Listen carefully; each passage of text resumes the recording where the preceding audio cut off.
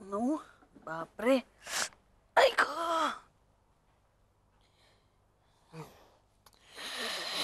अक्का ए अक्का उठ उठ उठ चल काय झालं? घाबरू नकोस 9 वाजले चल उठ लवकर उशीर झालाय कळलं पण नाही बघ ना या नवीन घराची सवय नसल्यामुळे ना किती वाजले ते कळलंच नाही हे बघ अक्का मी मुलींना उठवते तू पटकन चहा टाक हा दूध अगं दूध आणलंय काल रात्रीच गॅस पण चालू केलाय बर आकांक्षा अनुष्का चिंगू ए चला चला उठा उठा सोना उठा 9 वाजले चला उठा उठा 9 वाजलेत उठा ओ माय गॉड 9 वाजले हो काय आई उठवलं का नाहीस मीही दमले तुमच्यासारखी झोप लागली मलाही आज चला चला उठा उठा लवकर तयार व्हा अक्षता ए आई चल उठ बघू बरं मला एक सांग घाटकोपरला जाणारी बस कुठली इकडनं अगं मला तरी काय माहिती शोधा ना तुम्ही चला आणि उठा. स्टेशन किती लांब आहे इथून मीही आज पहिल्यांदाच आले या एरियात मला तरी काय माहिती तुम्ही काय लहान नाही राहिलात काय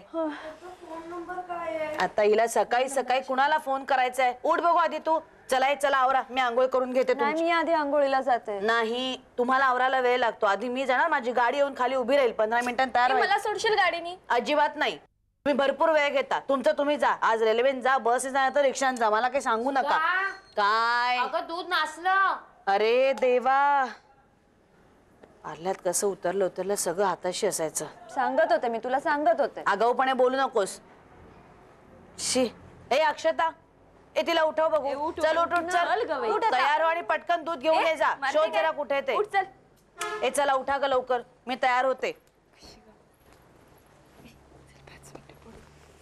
उठलात का ग? हो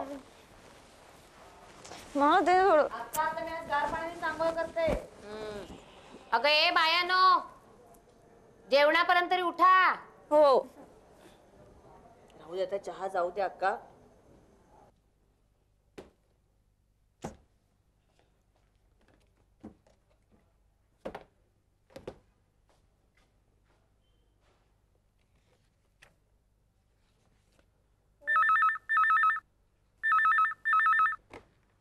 मंगल प्रभात उपकुलगुरूंचं कार्यालय नाही मी त्यांची खाजगी सचिव सौ कर्णिक बोलते आल्या नाही आहेत मॅडम अजून माहीत नाहीये कधी येणार आहेत त्या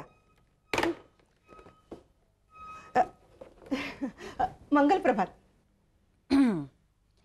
कोण आपण मी सौ कर्णिक उपकुलगुरूंची खाजगी सचिव अच्छा अच्छा नाईस टू मीट यू मला सुद्धा खूप हर्षोल्लास झाला आपल्याला भेटून काय झालं हर्षोल्लास आनंद आनंद त्याचं काय आहे, आमचे आधीचे उपकुलगुरू होते ना त्यांचा शुद्ध मराठीवर अतिशय कटाक्ष हो तेव्हा त्यांनीच आम्हाला सकाळी भेटल्यावर मंगल प्रभात म्हणायला शिकवलं छान पण तुम्ही मला गुड मॉर्निंग म्हटलं तरी चालेल नाही आणि मला कळतं सुद्धा क्षमस्व मॅडम तुम्ही आज प्रथम दिवशी आसन ग्रहण करण्यासाठी या बाजूनी बसण्याऐवजी त्या बाजूनी बसलात ना तर फार बरं होईल का बुवा त्याचं काय आहे, आमचे आधीचे उपकुलगुरू होते ना त्यांनी असंच केलं आणि त्यामुळे ते त्यांची संपूर्ण कारकीर्द इथे टिकले टिकले हो अर्थात तेवढंच कारण नाहीये काही पण माझ्याशी अगदी ममत्वाने वागत मी त्यांची खाजगी सचिव होती ना त्यामुळे परस्परांच्या खाजगी आयुष्याबद्दल आम्ही अगदी मनमोकळेपणाने बोलत असू मृदू स्वभाव माझ्या वाढदिवसाच्या दिवशी एक मिनिट काय नाव म्हणालात तुमचं सौ कर्णिक तुमचे आधीचे उपकुलगुरू जेव्हा तुम्हाला नाव विचारायचे तेव्हा तुम्ही आडनाव सांगायच्यात का नाही नाही मला त्याच्यात काही इंटरेस्ट सॉरी क्षमस्व स्वारस्य नाही तुमच्या नावात पण काय आपल्याकडे नाव विचारलं ना की संपूर्ण नाव सांगण्याची पद्धत आहे नाहीतर त्याला उद्धटपणा असं म्हणतात दुसरी गोष्ट मी जेव्हा कार्यालयात येत होते तेव्हा तुम्ही कोणाशी तरी टेलिफोनवर बोलत होतात आणि माझ्या अंदाजानुसार ती व्यक्ती मी कधी येणार हे विचारत होती तर तुम्ही त्याला उर्मटपणे माहिती नाही कधी येणार आल्या नाहीत असं उत्तर दिलं ते मला याच्या पुढे चालणार नाही मी बरोबर 10 वाजता कार्यालयात येणार हे तुम्ही लक्षात ठेवायचं आणि इतरांनाही सांगायचं अगदी मृदू भाषेत नंबर 3 मी डॉक्टर सुधा जोशी उपकुलगुरू मी माझ्याच पद्धतीनं वागणार आधीचे उपकुलगुरू कसे वागायचे हे मला सांगायचं नाही मला चालणार नाही तुमच्याबरोबर सतत ममत्वाने वागणं मला जमणार नाही त्याची अपेक्षा ठेवू नका राहिलेला मुद्दा म्हणजे असा की परस्परांच्या आयुष्यात ढवळाढवळ केलेली मला चालणार नाही. तेव्हा तुम्ही तुमचं काम करायचं. माझ्या आयुष्यात डोकवण्याचा प्रयत्न करायचा नाही. मला चालणार नाही. तुम्ही जाऊ शकता. आणखीन हो, तुम्ही तुमच्या वाढदिवसाबद्दल मला बोललात. एक मिनिट. मला असं वाटतं की तुमच्या वयाचा विचार करून तुम्ही आता वाढदिवस वगैरे विसरावं, नाही का? या.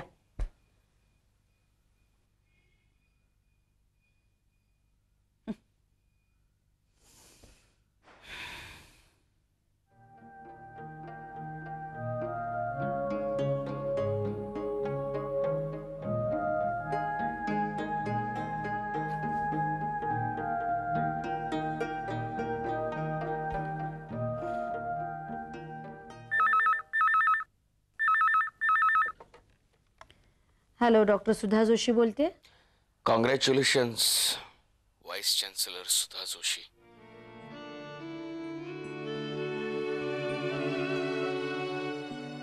थँक्यू. Thank you very much.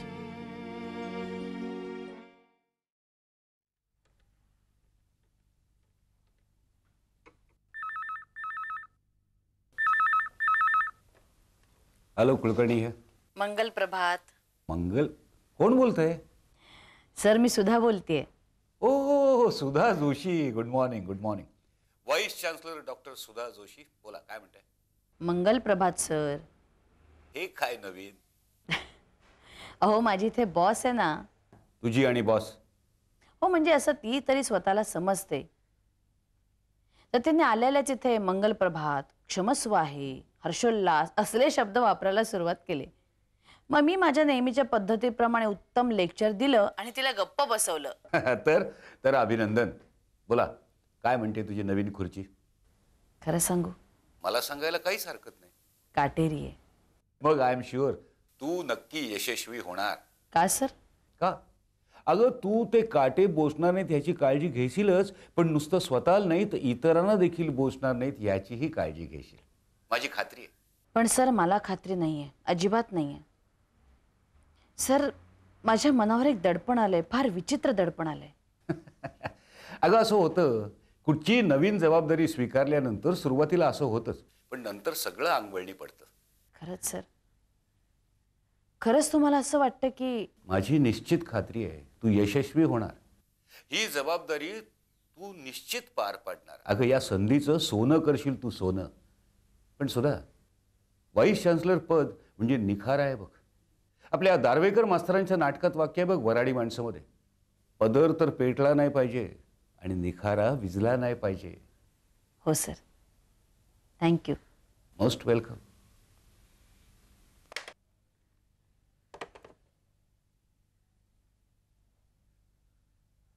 नमस्कार, मॅडम आहेत का? आपण कोण? मी सुहास दाणी. कोण आलंय का अक्का? सुधा, ते अरे दाणी साहेब, नमस्कार. या ना, बसा. ही माझी अक्का. नमस्कार. हे आमचे दाणी साहेब.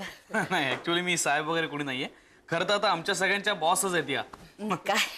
काय माहितीये का, आम्ही इथे नवीनच राहायला आलोत ना, तर अजून तशी ओळख नाहीये कोणाची. बरोबर. म्हणून कोणी नवीन माणूस आलं की जरा चौकशी. नाही, पण त्यात तुमचं चुकलं काहीच नाही.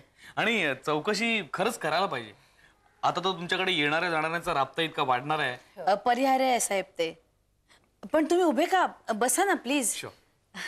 बसा. Thank you. Madam, I am very sorry. खरं म्हणजे तुम्हाला असं काहीच न कळवता न विचारता तुमच्या घरी येणं चुकीचं आहे. पण काय झालं, वरळीला माझी एक मीटिंग होती, ती माझ्या अपेक्षेपेक्षा खूप लवकर संपली. म्हटलं बघूया ऑन द वे तुमचं नवीन घरी पाहून जाऊ.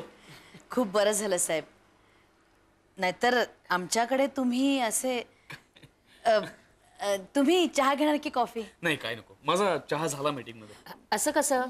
तुम्ही आज पहिल्यांदाच आलात आमच्याकडे, काहीतरी घ्यायलाच पाहिजे. अक्का, आणि काहीतरी खायला पण आण, मला खूप भूक लागली. हो, आणते. भूक? अरे बापरे, म्हणजे तुम्ही जेवता सुद्धा? म्हणजे नाही, तुम्ही अगदी तहान भूक विसरून काम करताय अशी बाहेर ख्याती आहे तुमची. तुम्ही ऐकलंय ते खरंच आहे. हं. अहो, सुद्धा एकदा कामाला लागली ना की तहान भूक पुरे त्याला पुरे पुरे माझं कौतुक पुरे झालं. जा लवकर चहा घेऊन ये, त्यांना उशीर होतो. आणते. मॅडम काही म्हणा पण आज तुमचं वेगळंच रूप पाहायला मिळालं मला. माझ्यात काय फरक पडलाय? मी आहे तशीच आहे. फरक पडलाय तो ह्या जागेचा. दाणीसाहेब, आमचं घर बघायला आवडेल तुम्हाला? अरे वाय नॉट. Sure sure. या ना. हे इथे डायनिंग ठेवलंय हो का? आणि इथे किचन. अरे वा. अजून सगळं आवरायचंय आम्हाला. मॅडम खरं म्हणजे विचारायची काही गरज नाही पण कसं फील करताय तुम्ही? खूप छान वाटतंय खरंच.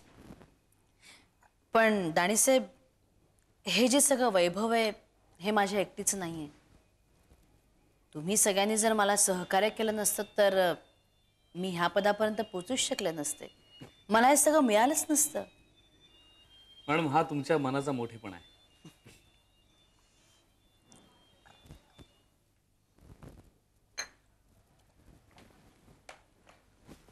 एनिवे निघू मी. हो, बरं. या परत. नक्की. तेरे मेरे बीच में कैसा है ये बंधन अनजाना, कैसा है ये बंधन अनजाना. प्रीते, तूने नहीं जाना, मैंने नहीं जाना, तेरे मेरे बीच में. तेरे मेरे बीच में. चहा ठेवू का? रोज सांगायला हवं का? नाही, हल्ली रोज बाहेरून पिऊन येता म्हणून विचारलं. दारू प्यायल्यानंतर मला चहा चालतो. हा, पण तो कोणी प्रेमाने दिला तरच. अहो मग मी प्रेमानेच विचारतेय. हो का? मग ठेव की. बरं, कोणाचे फोन आले होते? तिचा नव्हता. कसा असणार? ती माझ्याच बरोबर होती. हल्ली दिवस रात्र ती तुमच्याच बरोबर असते का? आत्ता कुठे आहे? हे बघा, मी तुम्हाला शेवटचं सांगतेय. आकांक्षाचं असं घरी येणं, तिचे फोन येणं, तुम्ही तिला बाहेर गावी घेऊन जाणं, हे असंच चालू राहणार आहे का? हो. मग मी घर सोडून जाऊ का? मी तुला असं सांगितलंय का? तुम्ही सांगेपर्यंत वाट बघू का? नको, कारण मी असं कधी सांगणारच नाही. नाही, लग्न करून माझ्या समोर उभी कराल तिला. नाही नाही, कायद्याला घाबरून नाही, पण आज तुला मी एक वचन देतो. आकांक्षा कधीही तुझी जागा घेणार नाही याची काळजी मी घेईन. कारण तू कधीही तिची जागा घेऊ शकत नाही हे मला माहिती आहे.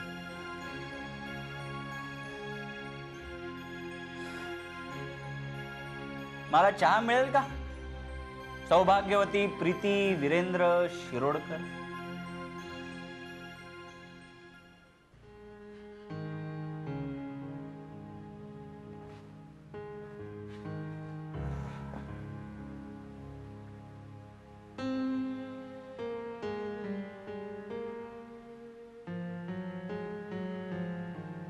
महादेव, ए महादेव. बाबा जरा बाहेर गेलाय. बाहेर या वेळेला? काहीतरी बारीक सारीक काम करायला गेला असेल हो, येईल आता. अरे कसली कामं त्यांची? हे सगळे आपले नोकर आहेत.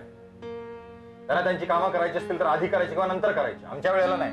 ओके, येईल येईल आता. बरं, आज आपल्याला दुपारी त्या दळवींकडे जायचं आहे. अरे हो, त्यांचा फोन आला होता काल. ती नॉमिनेशन्स करायची आहेत ना, त्याच्यासाठी आला असेल. बरं, ती इंजिनिअरिंग ड्रॉइंग सुद्धा नजरेखालून घालायची आहेत. हा, दुपारी साधारण आपण 3-3:30ला जाऊया, कळलं का? 3-3:30? काय झालं? अहो मला आज कॉलेजला जायचंय. कॉलेजला? हो इतक्या वर्षानंतर? हो, तो कशासाठी? तो राजू आहे ना, राजू माझ्या कॉलेजचा मित्र. हा, तो जर्मनीहून 6 वर्षांनी परत आलाय. ठीक आहे ना. अहो बाबा, आम्ही सगळे मित्र आज भेटणार आहोत कॉलेजमध्ये. त्या ड्रॉइंगचं कोण बघणार बाबा?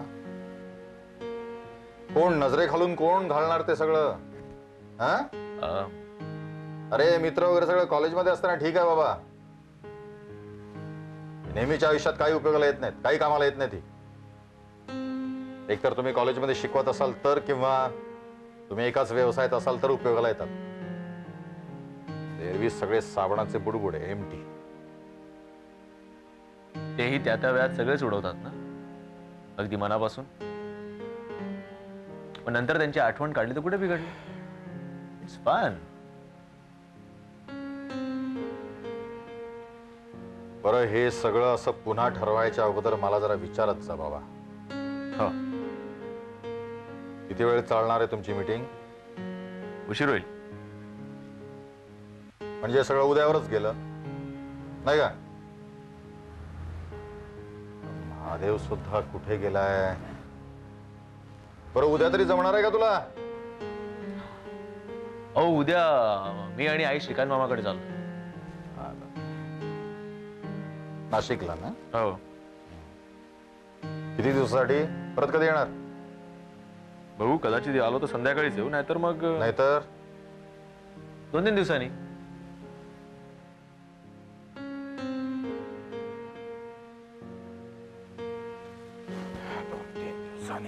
बाबा, तुम्ही येत आहे? मी ना हा, येतो ना.